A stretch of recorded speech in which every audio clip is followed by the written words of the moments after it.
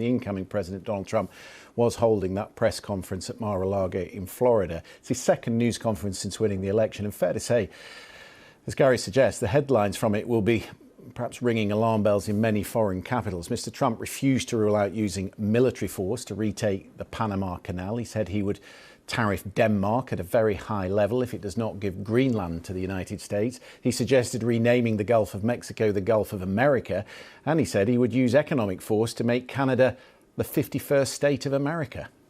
Panama Canal is a disgrace, what took place at the Panama Canal. Jimmy Carter gave it to them for $1, and they were supposed to treat us well. I thought it was a terrible thing to do. If those hostages aren't back, I don't want to hurt your negotiation. If they're not back by the time I get into office, all hell will break out in the Middle East. Well, we need Greenland for national security purposes. I've been told that for a long time. Are you also considering military force to annex and acquire Canada? No, economic force. Because Canada and the United States, that would really be something. But why are we supporting a country, $200 billion plus a year? Our military is at their disposal. All of these other things, they should be a state. That's why I told Trudeau. I hope to have 6 months. First 3 to 6 months. No, I hope long before 6 months. Look, Russia's losing a lot of young people, and so is Ukraine. Gary, we are often told not to take everything Donald Trump says literally, but I would suggest Denmark takes it very seriously. The Danish king has just made Greenland a much bigger part of the coat of arms. And we've had a quote from Justin Trudeau, the outgoing Canadian Prime Minister, who says there isn't a snowball's chance in hell Canada will become the 51st state of the United States. So there clearly is alarm bells ringing in foreign capitals after today's press conference. Yeah, and I think it's worth saying, I mean, there's a couple of things I think that are important to note here. Look, Donald Trump will be the President of the United States in 13 days' time. That makes anything he says news. Anything he says is important. It's also worth saying, I think, that one of the things we know from his first term, and indeed the years after that, is that sometimes there is some posturing. Sometimes you might even describe that as sort of negotiation out loud, megaphone diplomacy, whatever you want to call it, that doesn't come to anything. Sometimes it does come to something. So I think the context is important, but we cannot be sure, I don't think, how serious he is about some of these things. He's clearly serious about things like NATO, because that's been very consistent, and he did get some concessions from NATO over the years. Whether he really means that Canada should be the 51st state, I just don't know, and I don't think anyone knows. And I'd be amazed even if anyone in his inner circle really knows the answer to that.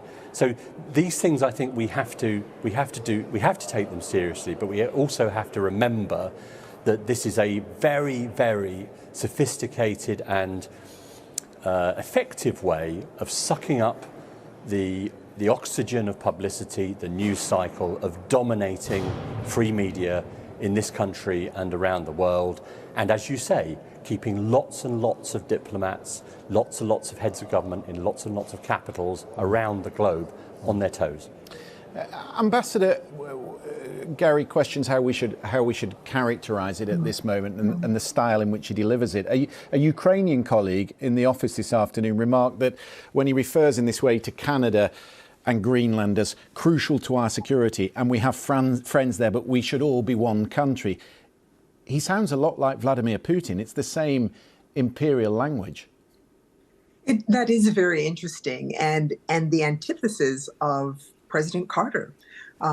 He made the decision to give back the Panama Canal because it was costing the United States a lot, and it was controversial. It was not an inexpensive entity to maintain, and it belonged to Canada.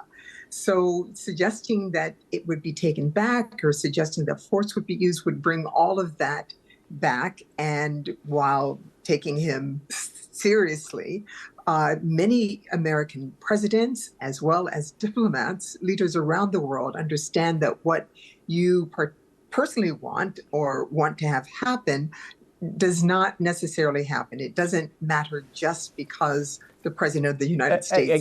Except that he negotiates in a zero-sum fashion. And what he's talking about is using economic force. He's talking about significant tariffs on Denmark, significant tariffs, economic force in dealing with an ally like Canada. That is very different to the incumbent of the Oval Office talking about what he would like.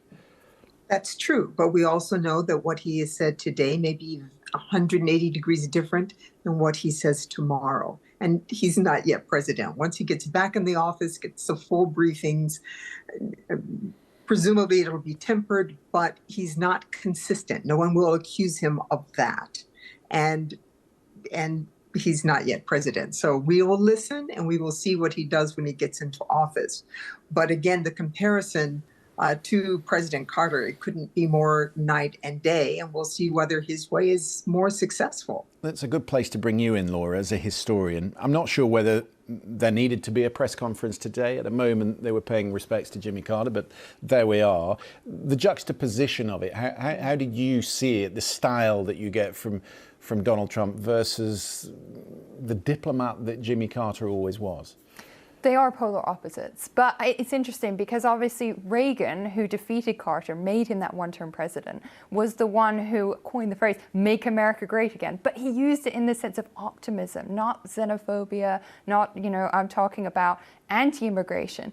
So it's opposite in terms of policy, but there are some sort of similarities. And Reagan was the oldest president at the time.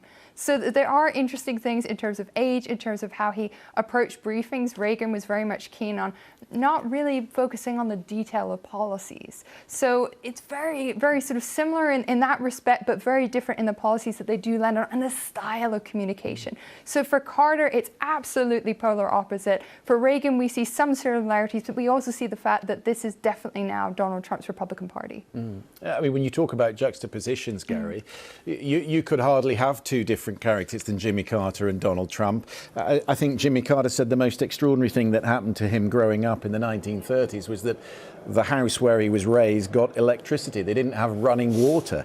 I mean, his life in some respects was 19th century America when he was a teenager. Absolutely right. And ironically, of course, Donald Trump railing against electricity today in his press conference, and in one of those kind of moments where he riffs, talking about how gas fires are much better than electric fires and they look nicer and all that kind of stuff that we got used to in his first term. One of the things I think is different this time around, Christian, is that if you remember at the beginning of Donald Trump's first term, he had people like James Mattis in the Pentagon, he had people like Reg Tillerson in the State Department. He had people here in Congress who were sort of stopping him doing some stuff. Not all stuff, but stopping him doing some stuff. This time it's very different. There's not going to be a Jeff Sessions launching, as the Attorney General, launching a Russia probe, the Mueller investigation. The Defense Department's not going to stand in the way of what he says on this day or that.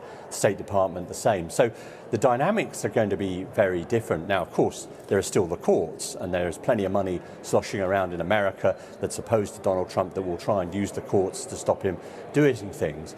But there won't be that sort of political internal opposition.